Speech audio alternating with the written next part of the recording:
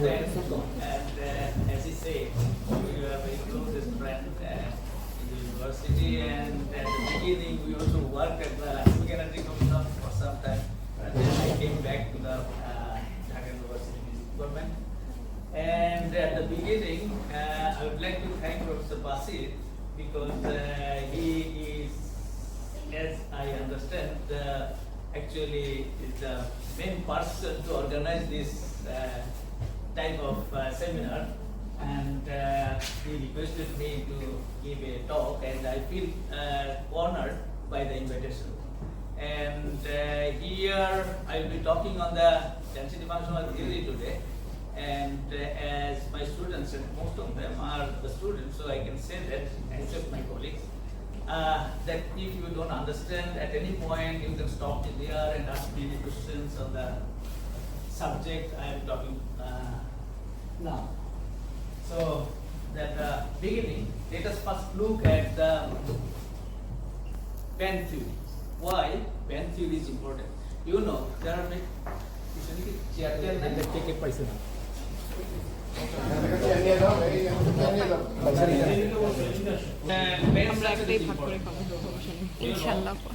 If we deal with condensed state of matter, then there are many physical properties of this material which we cannot understand without the knowledge of the band theory. So if you don't know band theory, you cannot understand the materials, the properties of the material. So this is the characteristic feature of crystalline solids, and which we use for different purposes, starting from the semiconductor electronics to other branches of physics. Even nowadays, who are working with the simulation. Most of the simulations are based on the simulations that all calculations are done from the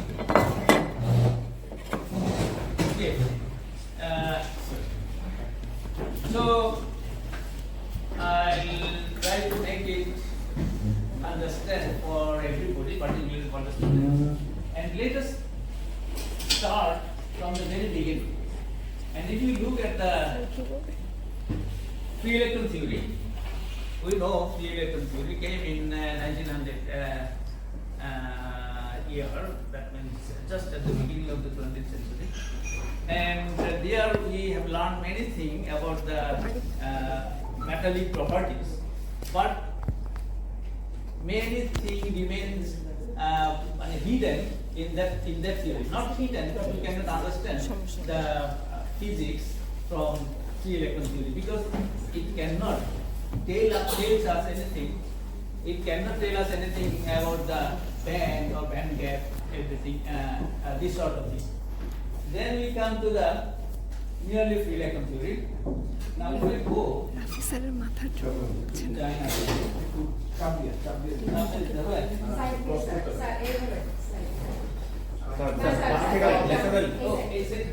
you are. That means R is the period. That is just the various latest vector in the three-dimensional solid. And the interesting thing is the scale of the periodicity in the solid is of the order of 10 to the power minus 10 meter. That is of the order of 1 angstrom. Okay?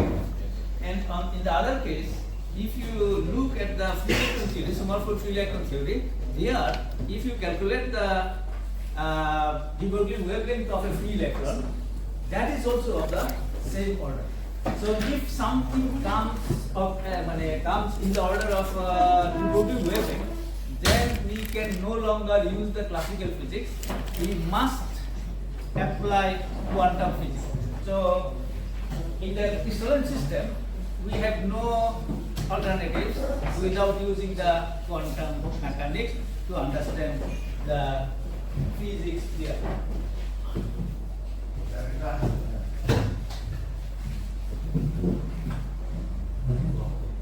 Now, okay, the Schrodinger equation, if you have, that means non-relativistic Schrodinger equation, non-relativistic quantum mechanics, if we apply, So Schrodinger equation is the first case. So if you solve the Schrodinger equation for a periodic potential in a solid, the solution is just a block function. What is the block function? The block function is a plane wave times a function whose periodicity is equal to the periodicity of the potential or crystal. So you see, this is the block function psi n k r equal to e to the power I k r. This is the plane wave. This is another function. This function has the periodicity of the lattice. Okay.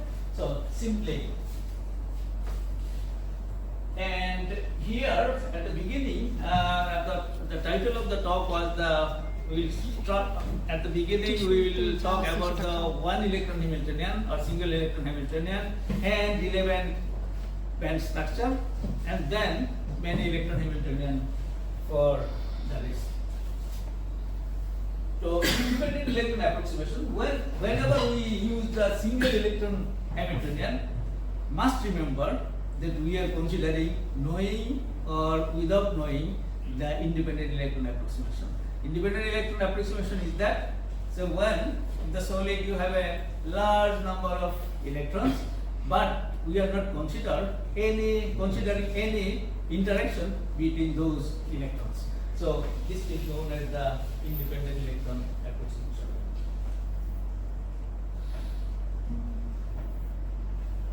Bloch function for chronic Penny model. So let us begin from the third year or fourth year physics in the fourth year class. We just teach the beginning of the band theory.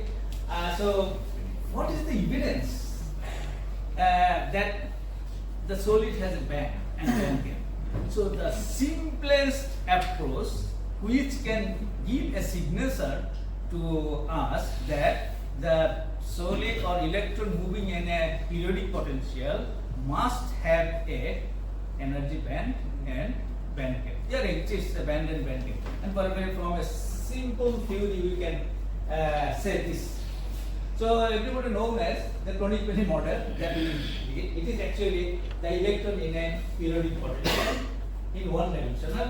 You know, this is the simplest case because real potential is very complex.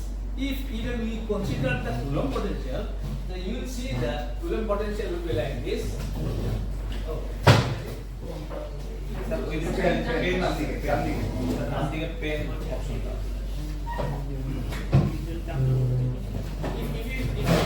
Coulomb potential, that will be like this.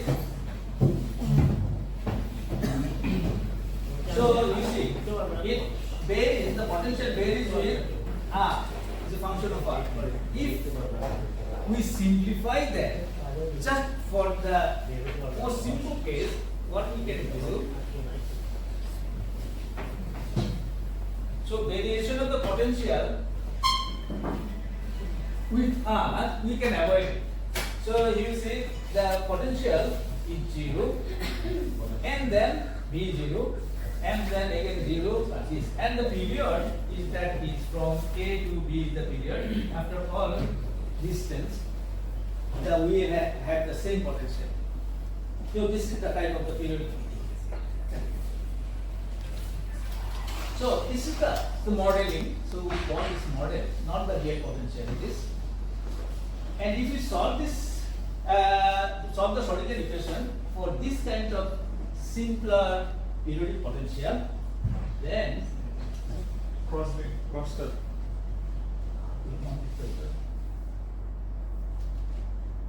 The solution, it is given in any textbook of physics, of solution physics. So you see the solution of this Schrodinger equation for this periodic potential is just like this. This P by alpha.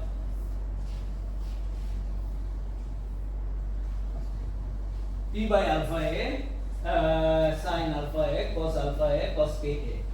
But interestingly, alpha contains the energy level.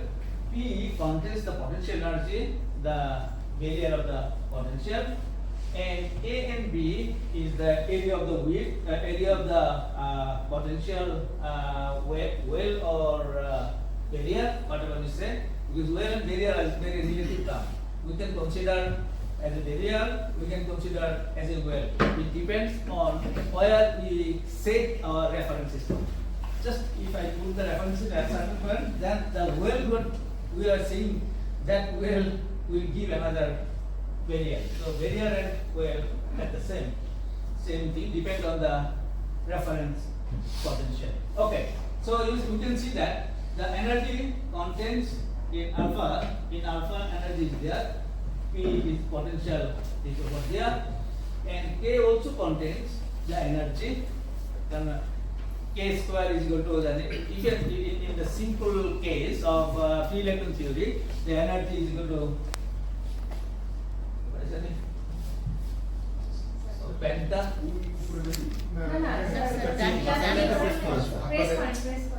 মাঝখানে একটা press করে sir তো মাঝখানে একটা tap করেন sir এটা না মাঝখানে অলরেডি কলম এনে দাও তো এই কালো দিকের যে অ্যারোটা পুরো উপরে কোন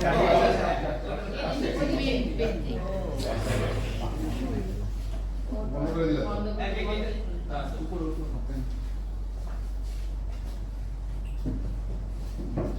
আচ্ছা এটা প্লে প্রেস করবেন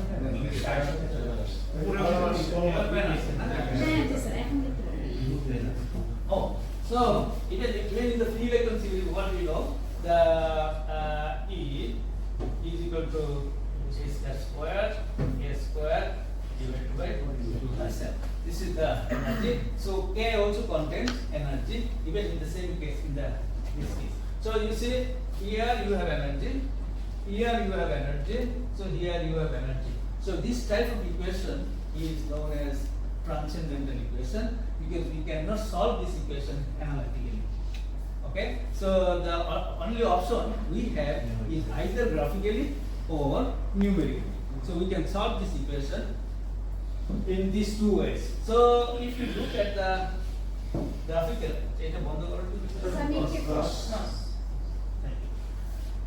এখন আমরা দেখাচ্ছি যে এই ইকুয়েশনটা যদি আমরা গ্রাফিক্যালি সলভ করি how it looks like. Remember, if I bring this alpha a below it, below sin alpha a, so sin alpha a divided by alpha a, if alpha a tends to 0, will be 1. Okay, so it will not blow up at 0 energy. Okay. Fine. So if you plot this, you see the left hand side is this, and right hand side you have just cos Ka. So cos square maximum value is +1, minimum value is -1. So on the right hand side, we cannot go above +1, we cannot go down -1. So always the solution must remain between these two values. So if you plot it, you will see it's a +1, -1, and the left hand side if you plot, then it will be at 0 energy. You see it will be maximum equal to P. So that will be maximum. Then if you Not now.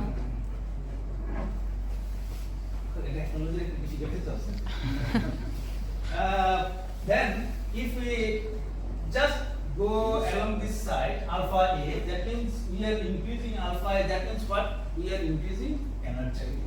So if we increase energy, you see that it is that just above, because you can see easily the maximum value of cos function is say +1. But some you have another thing. So this left hand side should be greater than 1. Even to be lower than 1 because it contains the potential energy. So it is, you see it is +1, so it is greater than +1. And if you go along this axis alpha a, then actually alpha a here is 0, alpha a is increasing, so P divided by alpha a is becoming smaller and smaller. The peak will be smaller. Now on the right hand side, if this is the equation, the transcendental equation, it has the equal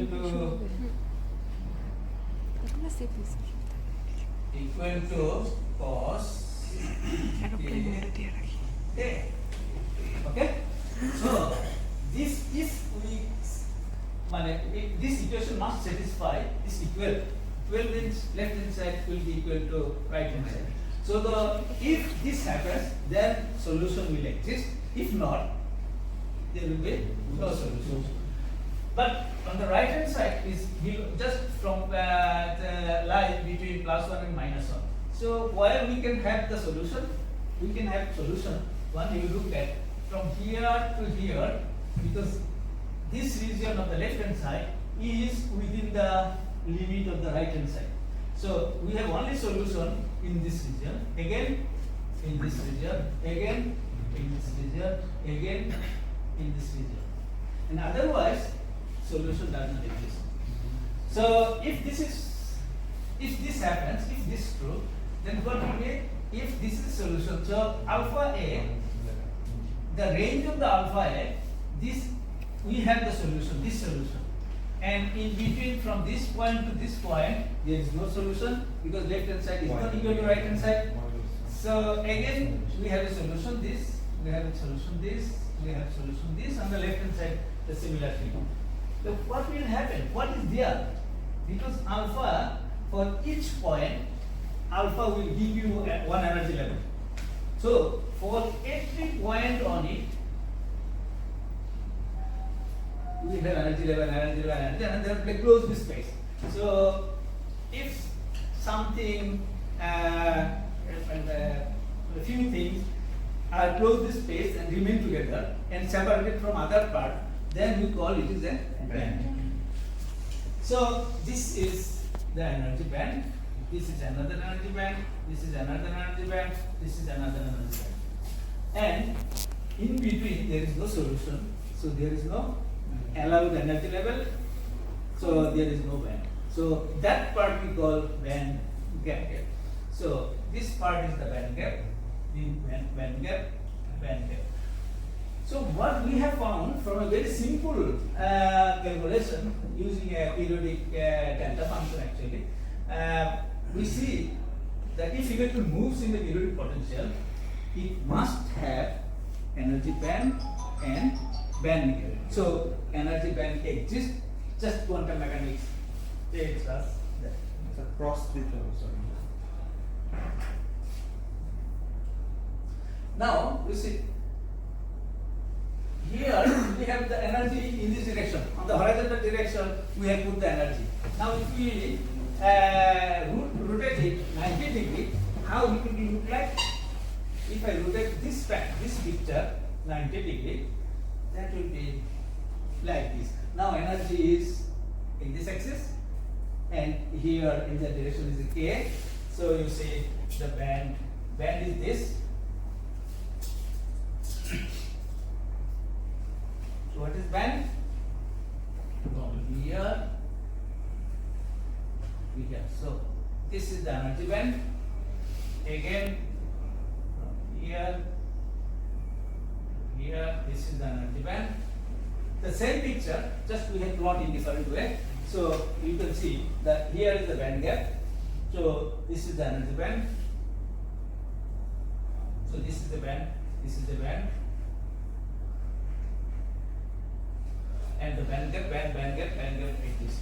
Now, as we know, the crystal system has a transitional symmetry, so we can bring all of them by mirror reflection. If I put a mirror here, this one will be seen like this on the other side from the mirror reflection. So if I do it and bring all the energy levels in the reduced zone, just in the first Bhuiyan zone, then this picture comes to be of this shape. So this is the reduced zone scheme, this is the extended zone scheme, and there is another option, this is the periodic zone scheme. Actually, I have not shown that here. So it is clear that band structure will exist if electron moves in a periodic point. Okay, but from this theory, that from this model, we cannot say anything more. If you ask why the band gap in different materials are different, why the metal insulator semiconductor exists, But the answer of these questions are not given by the conic model. So conic model is just the basic gave us the basic idea. So we have to explore further.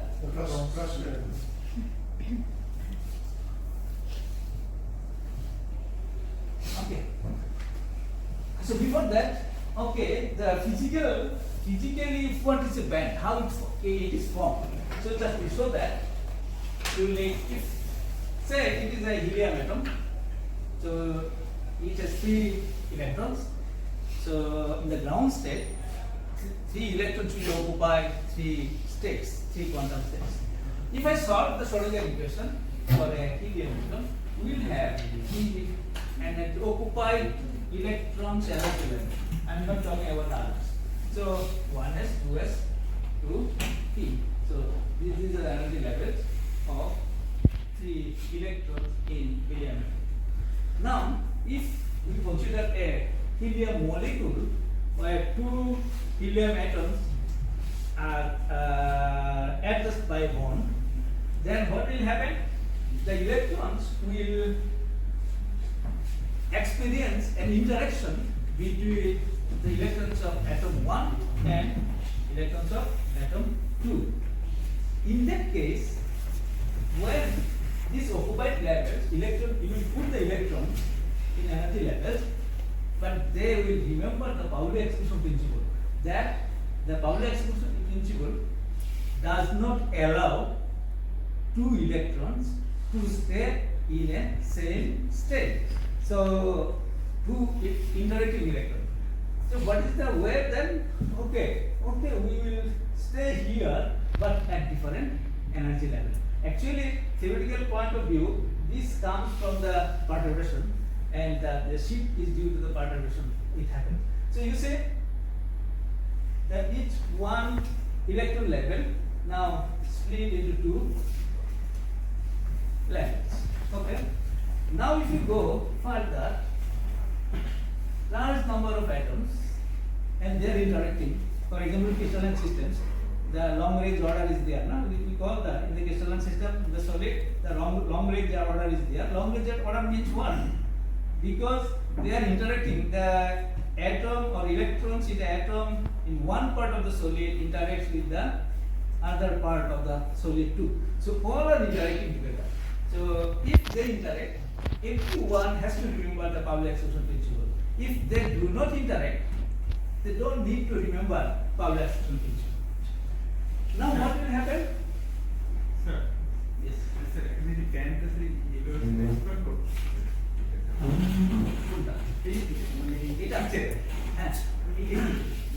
has this potential. This is the customer. In quantum mechanics, what we do in introductory quantum mechanics, what we do, we for particular potential, say square wave potential. When we do for a, let us consider the third year quantum mechanics. This is square wave potential. Now, if we solve the Schrodinger equation for this potential, we get the energy levels. Okay, so many energy levels. It is customary that what we do, we put the energy levels here, which is the potential, and put. It is just customary. It is not a rule. It is nothing. So, if it is a Coulomb potential type, the potential will be like this. As I said before, Coulomb potential is what? If you see the Coulomb potential is equal to 1 by 4 pi 1 by r. Okay? E square divided by Q square by E square. Or the if it is electron ion interaction, then there will be a minus sign. Okay? Electron ion interaction. So you see that if the potential is 0 where when r is very large. If we start from here somewhere point, so if I move this way, so when r is very large, then potential is 0. When we come the reverse direction, what will happen? There is a minus sign. It will go down this way. Okay, and after the, and here there is another atom. If I go from this atom on On the other side, it will be like this, and this will continue. So this is the customary. Just I have presented this Coulomb potential here, and the energy levels are put in the potentials. So it is just customary. So this is the meaning of the potential. Okay. One. So this energy level will split. How many? If there are n electrons in a system, so each energy level will split into n different energy level. Then they will form a band. So this band, generally we call it the conduction band and valence band. Actually, if specifically you give the name of them, then the valence bands are 1s band, 2s band, 2p band, d band, and these are the specific name of the band. The electrons in which level they form the band. So according to that name, spectroscopic notation, we call the bands. So S band, P band, P band, and so on. Actually, all S band, P band, D band are valence band. Or we call them as one name. So it is clear how the energy band is formed. So physically, it is, I think, now clear why energy band is there in the condensed state, right, in crystalline system. Now let us come. Okay. Now, nearly free electron theory. If you go to the nearly free electron theory, that means the electron and ion interacting very weakly, very much weakly, and not the field. And if we solve the Schrodinger equation, if you write the Schrodinger equation for a reciprocal space, this is just Schrodinger equation, although it does not look like Schrodinger equation, but it is. And if we consider only two free electron levels, and for these two levels, if you solve this equation, that we can see that was a band, there is another band here. So the band gap is just 2 times the Fourier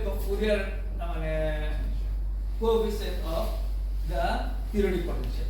So if we expand the theoretic potential in a reciprocal space, then there will come a Fourier coefficient. Okay.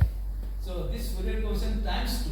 So it gives us a quantitative information about the band gap. So now the question is, why the band gap is different for different materials? The answer is very simple, because the electrons in different materials experiences different kind of potentials. As a result, the band gap becomes different. So this is some quantitative way we can describe. So we have got more information now. The why the band gap is different for different materials. Now let us go to the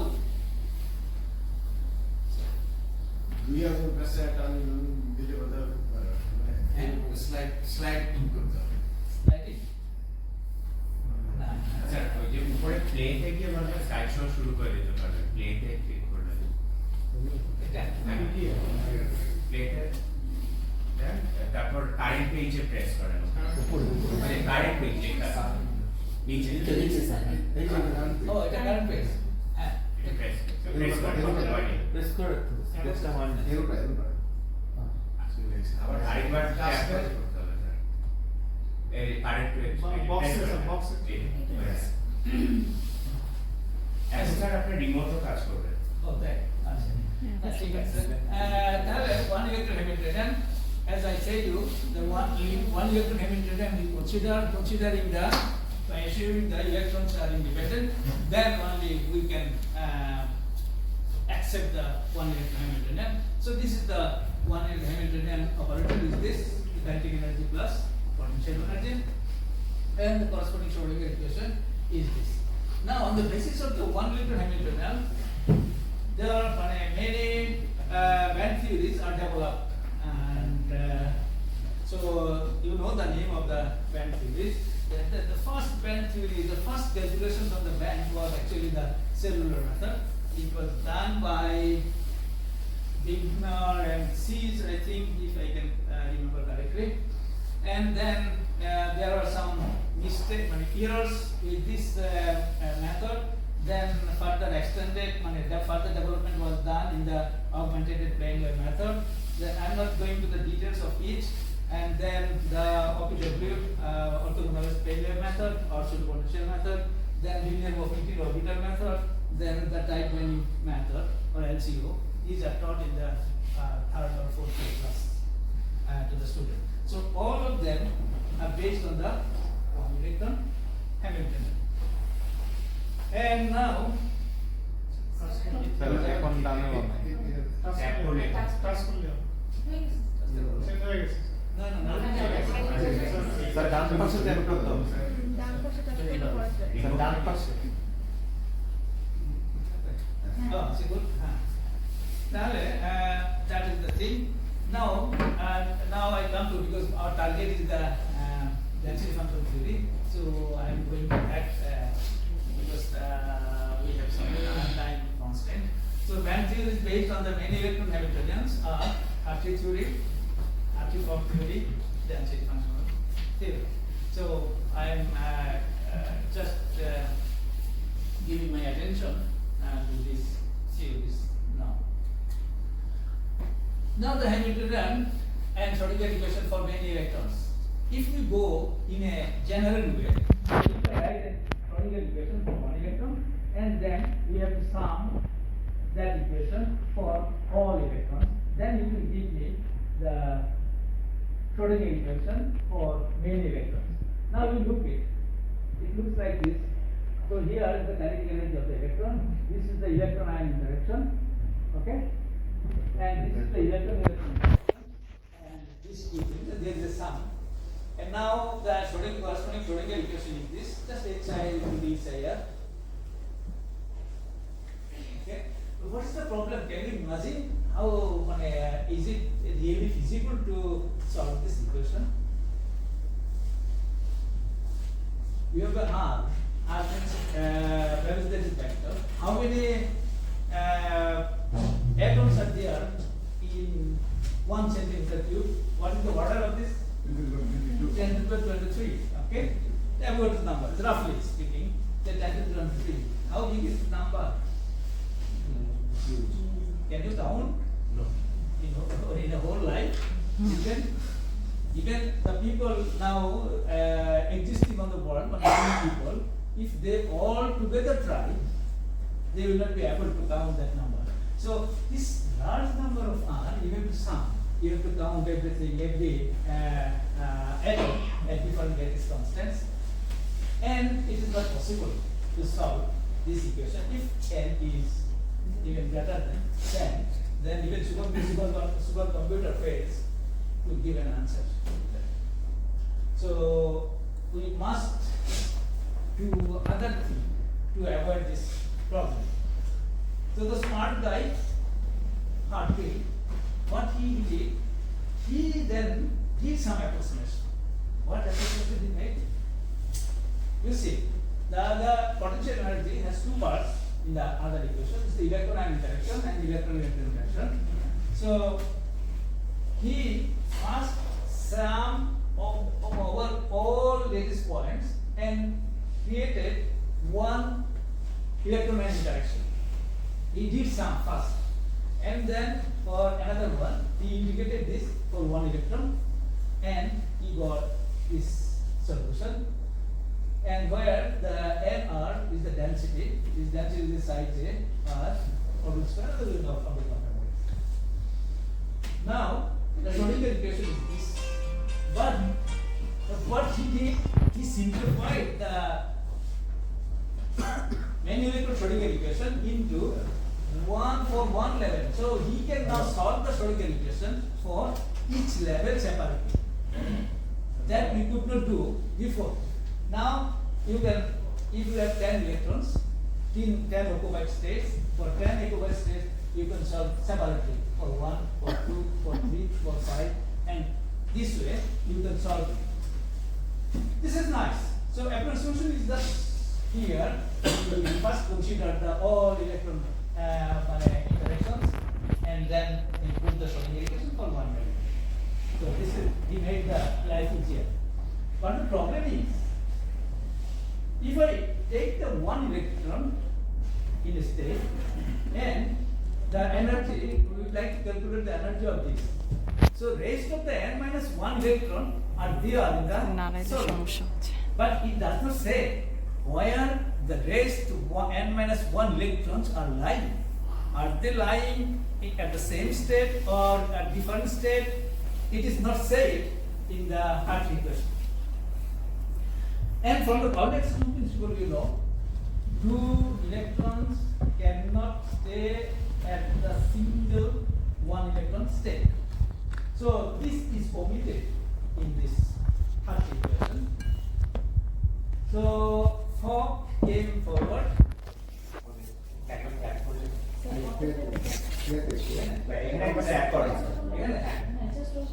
Oh, thank you.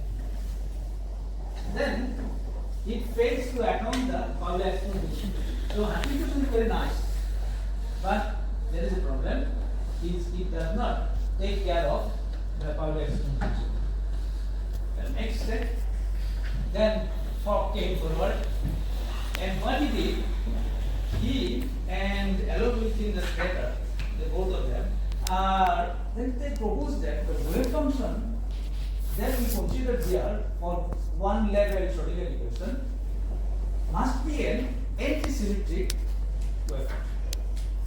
And we considered that this is the anti-symmetric wave function. We can briefly write it. This is the commutation operator. Now you see therefore because the anti-symmetric wave function takes care of that if two electrons come in a single state, then psi becomes 0. That is not possible that two electrons come in a single state.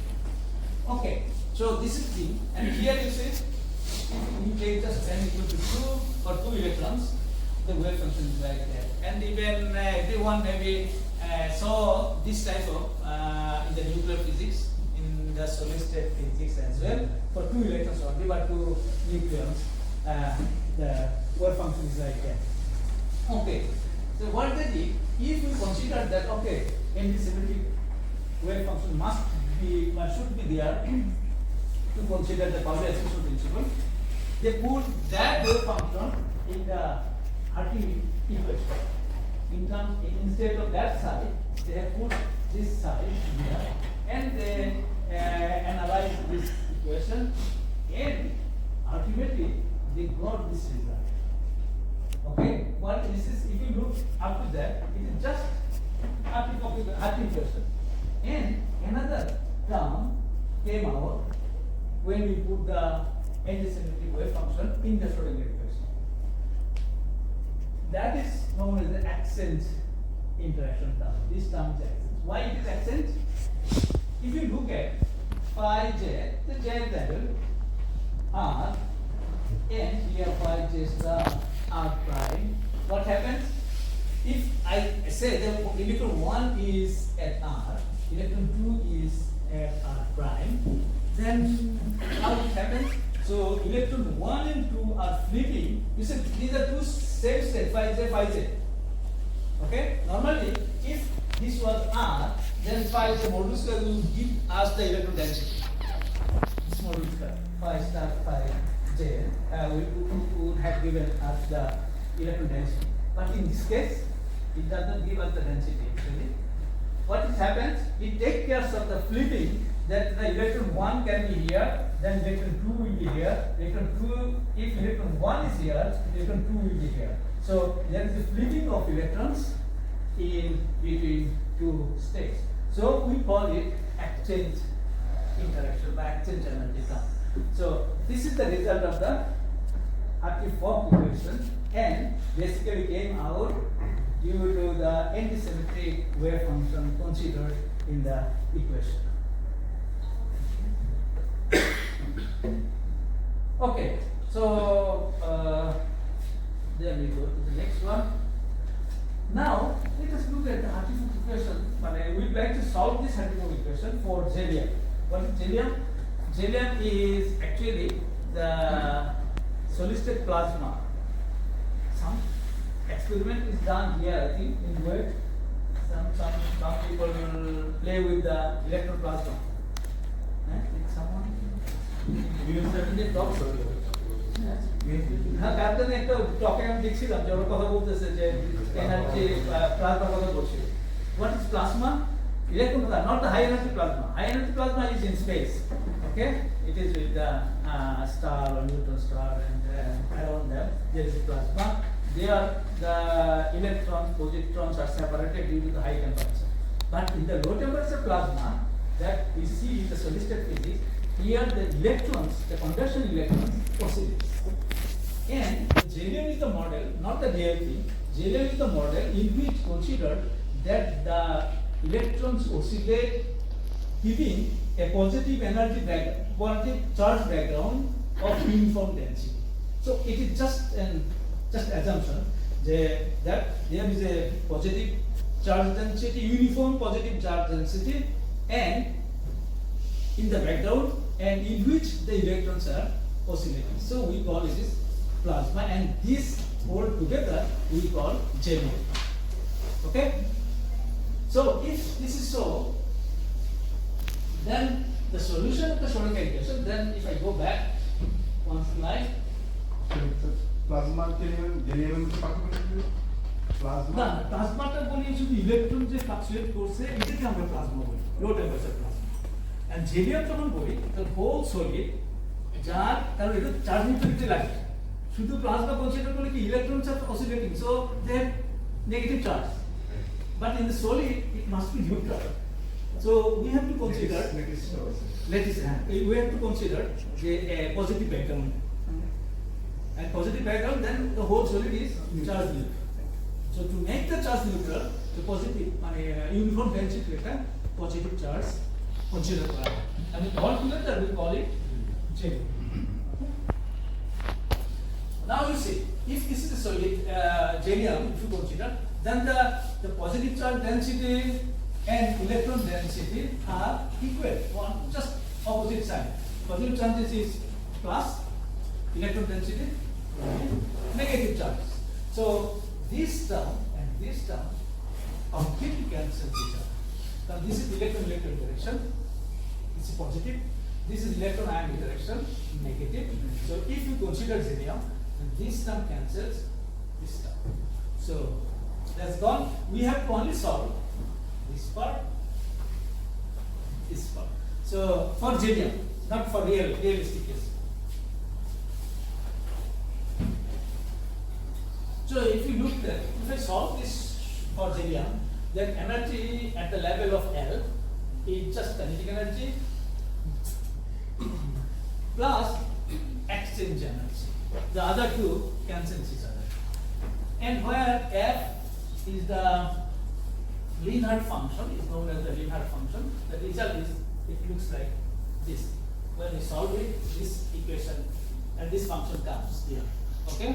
And here x is equal to just KL by KF. KF is the Fermi radius. Okay? Fermi KF. Now if you calculate for all occupied states, it is one occupied state. So what we do? We will integrate. We have to integrate it up to 0 to Kf. Okay? The electrons are filled in a solid, in a metallic system. What we say? In the ground state, the highest energy level occupied by the electron is EF, is the Fermi energy level. Okay? By definition. So the K, the momentum corresponding to that energy is just Kf. So we are integrating over the K space. So d2K is the volume element in the K space. So it is equal to K square dk.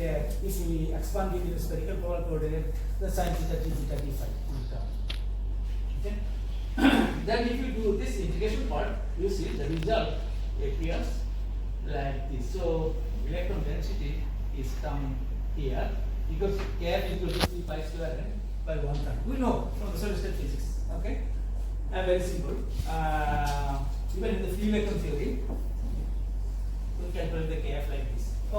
Now the total exchange energy for one occupied state, and if I calculate for all occupied states, then exchange energy is like that. Here we see again n to the power 4/3.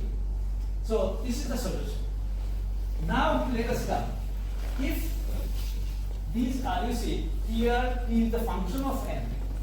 Here exchange energy is function of n. Go first bracket. But if now consider that the electron density is not uniform, it changes with position at different space, at different point in space, the electron density is different. Then this function becomes the functional. This is the way. Now we come in the Thomas Fermi theory. What Thomas Fermi did? They have considered the same function. Now it is functional, not the function, because n depends on position r. Okay, so integrate over whole space.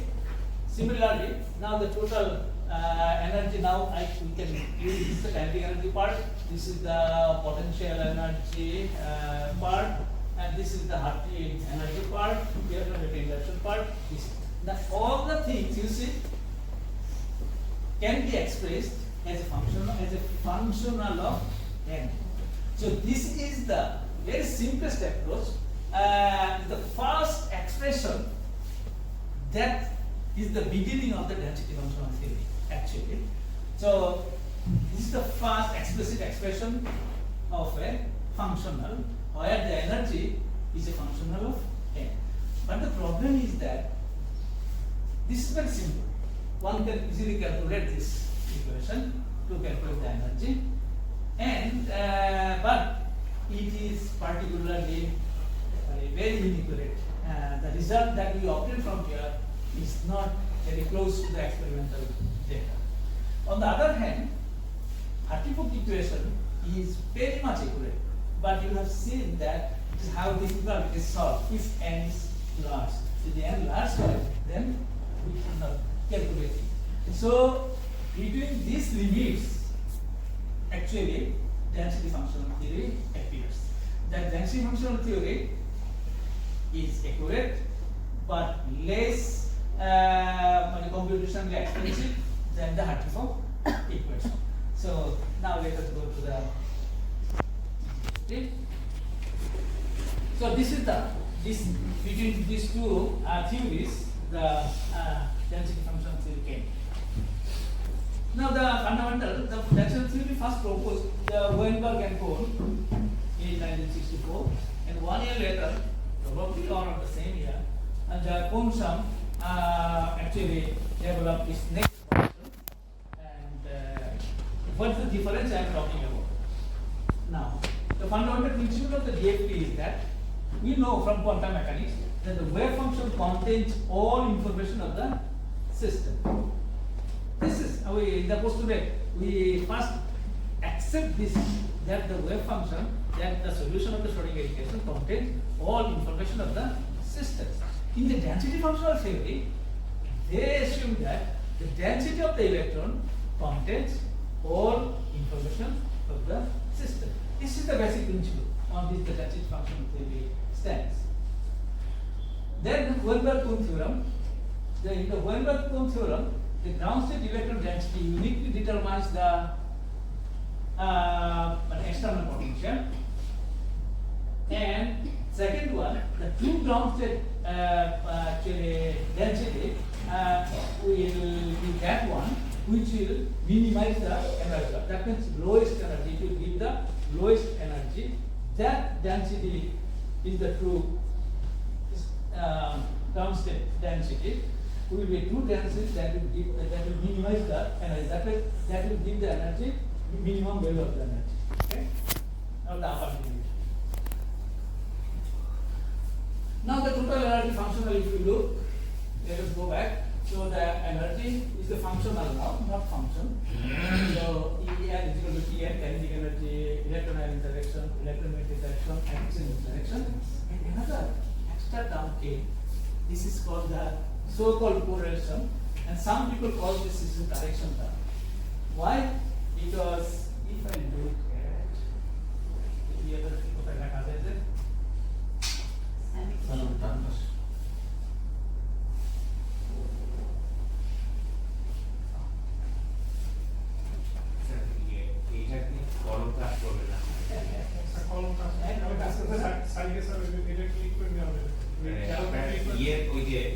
যেই স্লাইডে যাবেন ওখানে গিয়ে তারপরটা select করতে হবে। অ্যারোতে click করে স্যার আসতে হবে। এবার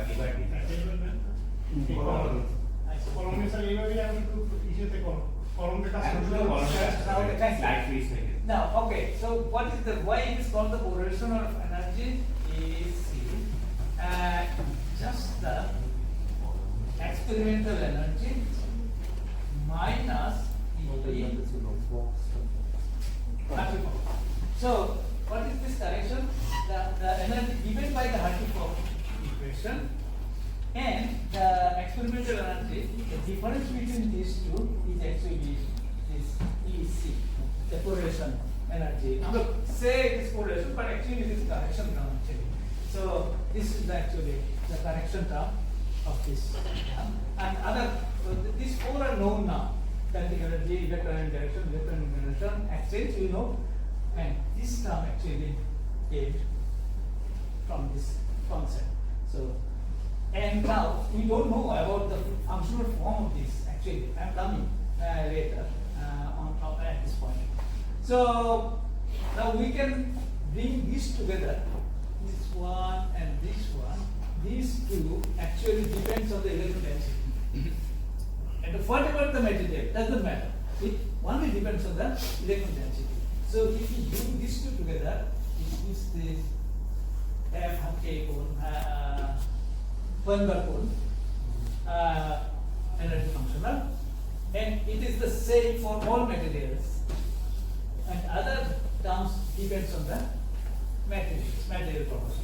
So this is the Hartree-Fock Hohenberg-Kohn functional. It's just these two terms. It depends on the electron density. Now, if we bring these two together, then we call it exchange correlation function. Okay. So we have four terms. One is the kinetic energy, external term I use, that is electron and interaction, and this is Hartree term means electron-electron interaction, and this is exchange and correlation function. This external potential is normally determined by cell potential in principle. Sir click করে যাওয়ার কথা আছে। Okay, now let us come to the Kohn-Sham equation. Looks like the same as we saw it before, but meaning of this term is different to the Hohenberg-Kohn theory. What is the difference? In the Hohenberg-Kohn theory, they consider the electron density to calculate the kinetic energy. Sir Hohenberg-Kohn থিওরিতে একটা problem আছে, এটা solve করার জন্য হ্যাঁ, তো প্রবলেমটা কি সেটাই আমি বলছি। That if you look at the kinetic energy term, if you go back, this kinetic term is the functional of the function of the electron density. So in the Hohenberg-Kohn theory, the kinetic energy was calculated by using this equation. The electron density they know, and using the energy they calculate the kinetic energy term. Another term is similar. I am coming to that. But in the Kohn-Sham theory, they realize, because it is seen that when we use the Hohenberg-Kohn approach, then the energy calculated from the theory is deviated from the, it's much deviated from the experimental energy. Then to actually overcome this, Kohn-Sham approach realize that if you go to the Schrodinger equation, what we see? Kinetic energy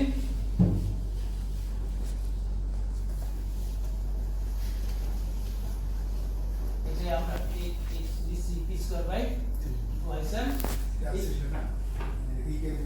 Then I'm just in the Schrodinger equation. What we write will be like the a square by twice m z square psi. Okay. So this is the kinetic energy term. So Kohn-Sham actually realized that the kinetic energy is actually the gradient of the psi, not directly related to electron density. Then they actually propose that kinetic energy cannot be calculated from the electron density directly. and it will be equilibrium. Then they propose, so it will depend on the gradient of wave function. So gradient of wave function is here, and I have put it model square, so you will not see here minus sign or other things. So they use that one, first one, and so Prof proposed that we have to calculate each and every orbital for the electrons, and from that orbital we can calculate the kinetic energy. And when they did it, then they found extremely nice match of the energy with the experimental values. So the calculation is become time consuming, because you have to calculate psi for each occupied level. Every psi you have to calculate, and then you have to calculate the kinetic energy and density, and that density you can use in the other term. So it takes, so in the Bhuiyan approach, even those who are doing the simulation, so those who are using the molecules or atoms or clusters, so it's 5, 6, 7, 8, 9, 10 or 100 atoms. So in this case, okay, that's fine. We can solve the equation completely, Bhuiyan equation. But if you take more atoms, say more than 200 atoms in a system, then it is very difficult, time consuming. So time consuming, 2 months you need to have a one run of the program, because it is calculating every orbital for each electron. So it is again very time consuming. So those who are doing simulation with the Bhuiyan approach, they cannot take more than 200 or 300 atoms. But if you consider the Hohenberg-Kohn approach, then you can take large number of atoms, and there is a merit and demerit of that both too, because if you want to mimic the real system, you must need to consider many atoms, because in 1 centimeter cube we have 10 to the power 23 atoms. So if you can consider in your calculations more and more atoms, you are mimicking the real system closely. But if you consider very few atoms, then away from the real system. So we are not. So there is a compromise. So between these two, the Hohenberg-Kohn theory and Bhuiyan theory. But it is accurate because the kinetic energy calculation is accurate in this case.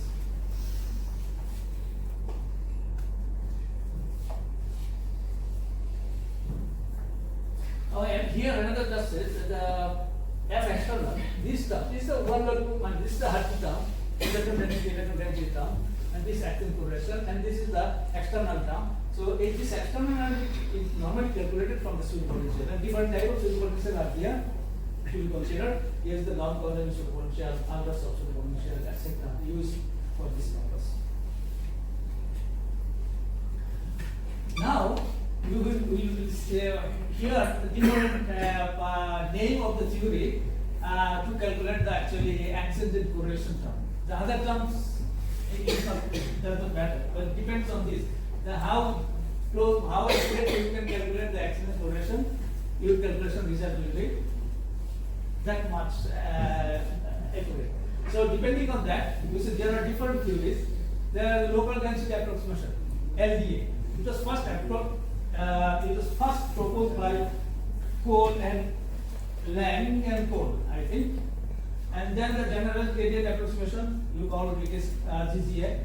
The Purdue, Barke, and N0 GGA, the PBA GGA, Bank of Pedro GGA, BP GGA, and there are different Purdue and Guam. There are different versions, different development they did. And you see it's a Meta GGA, and there is a back Bhuiyan for and Finally, GGA plus you can. No. So for some cases it works well, but for other cases it doesn't give very good results. And here the hybrid term, there is some hybrid. Why I have written hybrid? The hybrid is that case that they use the exchange term partly from Hartree, and the rest either empirically or from some avionic equation. So that when they mix these two to calculate the exchange correlation energy, then we call it hybrid theory. Okay, so these are the hybrid theories to calculate with only the exchange and correlation term, not the other terms are not.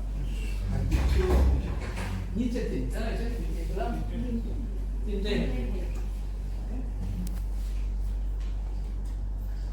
Okay, now let us very briefly discuss about the local density approximation.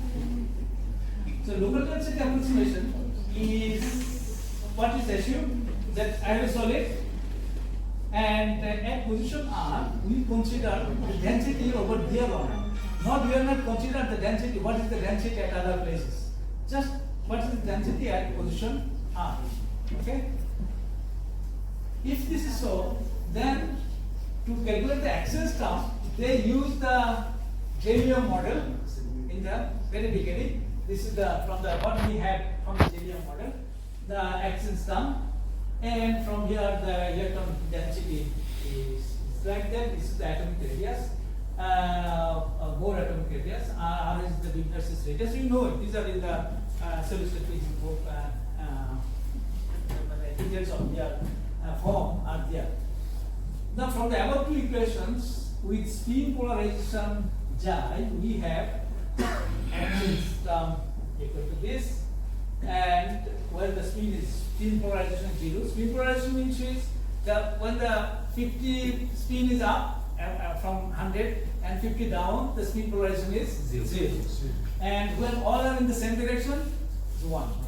So this exchange term is for spin is taken here with spin 0 is equal to this, with spin 1 equals to this, and Ex is expression is there. Now for arbitrary spin polarization, the exchange, then you see exchange 1 spin 0, exchange 1 spin 1 minus exchange interaction 1 spin 0 into a function, and that for the form of this function is like this.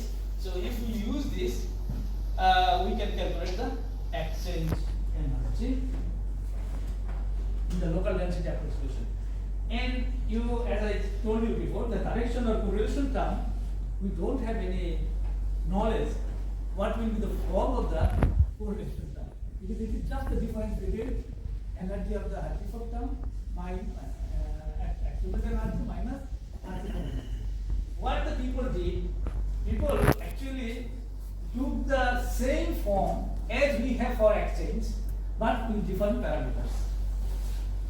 So the correlation term is defined this way. You will see A xi log Rs, B xi, and C xi Rs log Rs, B xi Rs. Okay, and where the values are there, and it is taken in the same form of the exchange. You see, this is the one spin is 0, when the spin 1 minus spin 0 into Fxi, and this Fxi has the form of the previous Fxi. They do the same form because we don't have any knowledge how we could deal with the correlation term. Okay? Okay, so I'm not talking about the GGA, just here LDA I just discussed. And GGA you can have different versions, two slides back that show the different versions of it.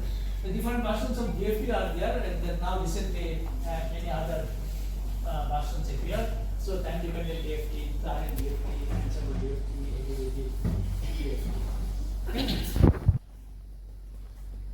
So now let us see some comparison with the experiment. If you look at for the atomic calculations, and neon argon, you see LDA gave the numbers minus 2.83, Hartree-Fock this, because Hartree-Fock we can search all for atoms in a low number of electrons. We can use the Hartree-Fock equation. this is, and this is the experiment. So RTFOP is basically more accurate than LDA, but calculation is very time consuming, very difficult. And so LDA is not bad. Local density approximation is not bad.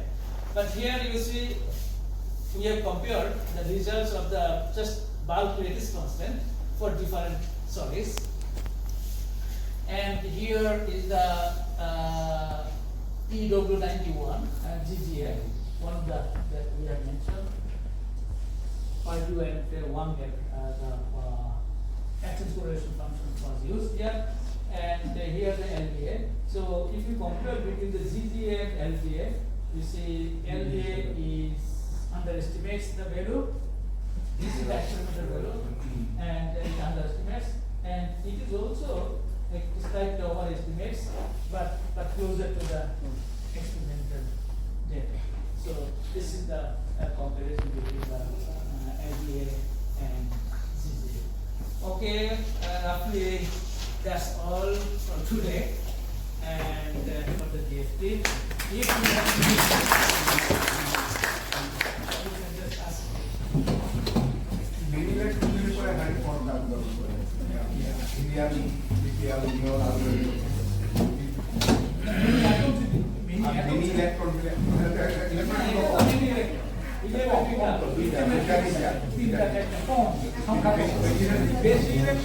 Large atom now, যেমন সে যার electron আছে 80টা 90টা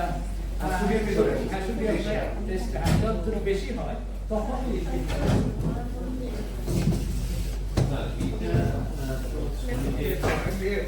of করবো ma'am কি জিজ্ঞেস করো question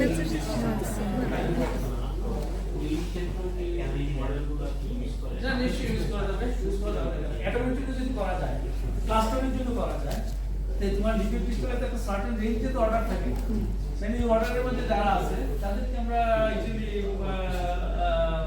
TFT দিয়ে কাজ ছবি তুলো ছবি তুলো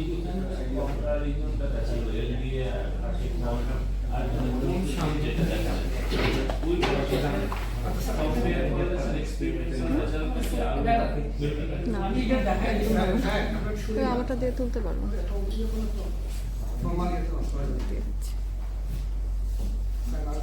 আমরা স্যার অসংখ্য ধন্যবাদ আমরা আসলে আমাদের অনেক স্টুডেন্ট আছে তো সো আমরা একটু স্টুডেন্টের কাছে প্রশ্ন নেই আমার টিচাররাও করতে পারে তো মেইনলি আসলে Sajid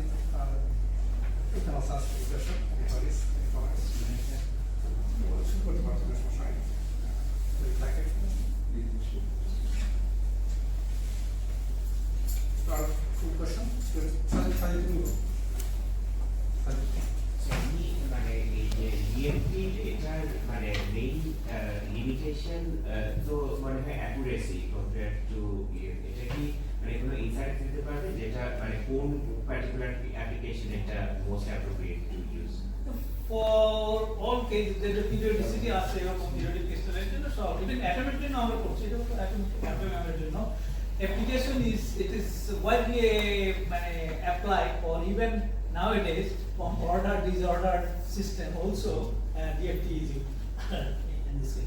The one thing I did not tell you, actually, we sometimes call the ab initio approach many times when you use the DFT or Hardy multiplication. But actually, truly, there is no ab initio approximation. There is some daring approximation we have made. If you can follow me the throughout in the DFT, we have made a lot of approximations, and then we came to the final theory. So if any approximation is there, it is not a evaluation approach. So as long as so truly there is no evaluation approach. Although in the literature you will see the evaluation calculation, evaluation things, and when they use the DFT, but truly none of them is a evaluation. Evaluation, the true evaluation calculation is that you will start from the atomic level. Electron, electron nucleus, and from the atomic level, and you will do calculation. Everything you will calculate without using any parameter, adjustable parameter, or using any approximation. then it is a truly ab initio approach. But actually we call that all ab initio approach. But we have to understand the limitation of this term. Okay. Sir sir প্রসঙ্গে বলতেছেন যে